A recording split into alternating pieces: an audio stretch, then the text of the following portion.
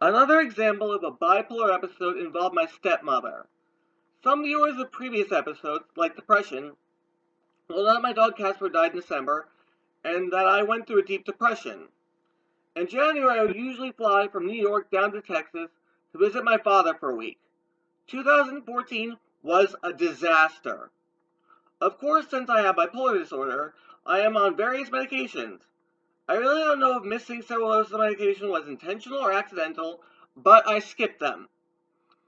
And of course, a person living with bipolar disorder and missing their medications is not going to turn out well.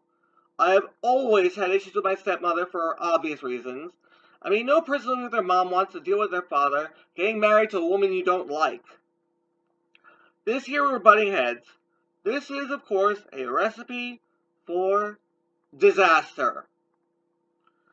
So everything built up, and again, I don't remember all the details, as it was a blur. I was off my meds, and I just blew up, calling my stepmother pretty much every dirty word ever invented in the English language, and possibly other language, in a tirade about 20 seconds that I wanted to say for 17 years, then got into a fist fight with my dad. My stepmother called the cops, but my insane rants and missed medications landed me in a state mental ward for 3 days. The whole time was a blur as I got no medications there and even needed an injection due to a seizure.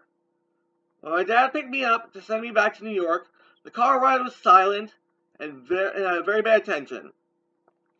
I am happy to say that my relationship with my father was able to be repaired, and I even saw him in early September for his birthday. But I don't know if I'll ever want to or be invited to go back to Texas. I'm going to share a story with you from mid-September 2014. I wanted to order a video game off the internet. My mother and I are on a bit of a budget. I've been asking for it about 5 months, and we got an influx of cash, so I figured we'd be able to afford it now. But again, my mom said no. Finally, I blew up.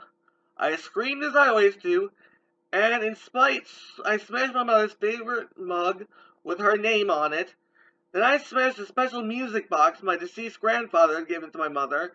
Then, to punish myself, I smashed my favorite Spider-Man Turn Off the Dark mug, which is irreplaceable as the show closed. Sometimes when I have an episode and I break things, and I feel bad about it, I punish myself. After that, I walked into the bathroom and turned on the shower and sat in the stall with my clothes on, which was actually a self-control strategy I invented, and it does work for me. The hot water burns away the angry emotions. I also use a self-control strategy that my high school psychologist called the evil ABCs. I think this will work for just about everybody. The rule is simple. Come up with a swear word that starts with the corresponding letter of the alphabet, going from A to Z. Let me tell you, by R, you're probably calm. My mom knows to leave me alone when I do this. I change and come back to the living room as soon as I'm ready to act like a civilized human being, even though I don't think humanity is civilized. My reasons for that may come in a later episode. After that, we talked about it and planned for me to get the game for Christmas, and everything was fine after that. For now.